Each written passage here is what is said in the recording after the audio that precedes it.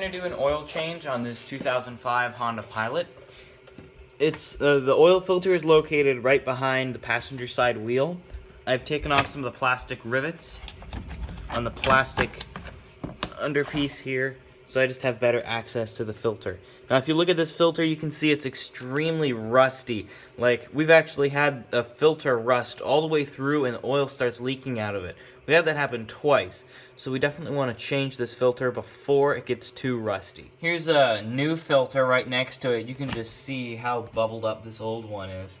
Now, I know you're going to say that it's probably because we have a fram filter, but this even happened with a Honda genuine filter that was on here. It just rusted all the way through, and it's just the location of the filter than the actual brand. I'm going to go ahead and try to take off the oil filter by hand.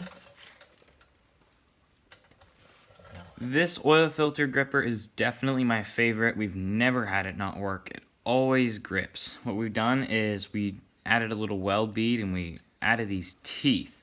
And these teeth really grip onto that filter. And as you pull tighter, as you put more tension on it with the ratchet, this pulls in tighter. So this always gets a really good grip on the filter and gets it off every time. Alright, let's try to take this off.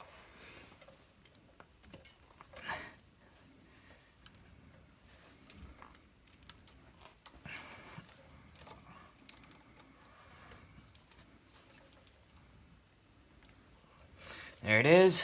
I can feel it moving.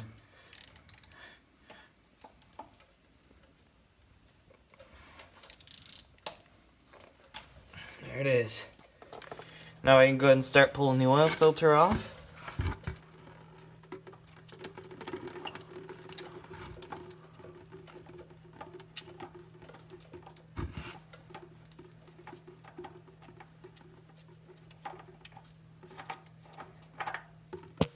There it is. Now we can go ahead and take out the oil drain plug. Break it loose. And it's always the hardest thing to pull the plug out without getting your hand covered in oil. You gotta keep pressure towards the oil pan as it gets close. And then once you know you have all the threads out, then you'll pull it away real fast. There's an art to it. There's definitely an art to it, and I have not mastered that art yet. We're gonna go ahead and put the new filter on. I'm just gonna take some oil while it's draining. While I'm waiting, I'm gonna put the new filter in. So I have oil on the gasket, the seal, and then you always want to make sure the old seal is gone. I just wanted to make, whenever I was talking about the rubber seal, I wanted to make sure you kind of understand what I'm saying. Sometimes when you take the filter off, this rubber seal here will stick onto the mounting point where the oil filter screws on. You'll unscrew the oil filter, but this seal will still be on there. When you put your new one on, it'll have a new seal, and when you put that on, it won't seal because there's a big gap here. We actually had that happen once, so it's important you check your old filter and make sure that the oil seal is still on there. And it's also important that whenever you put your new filter on, you always want to take a drip of oil and put it around the edge. So we're just going to thread this on, and then what we're going to do is we're going to just put this on hand tight. We're going to tighten it as tight as we can just by hand. Now we can go ahead and put the drain plug back in. 17mm wrench, I can go ahead. Yes, I just dropped the wrench into the bucket of oil. Oh, that really stings. Now with the 17mm wrench, I'm going to go ahead and snug this bolt back up. So we're going to be using this 5W20 oil. You want to make sure it has this seal on it. If you look in the owner's manual, it says it's supposed to have the API certification seal. It says American Petroleum Institute.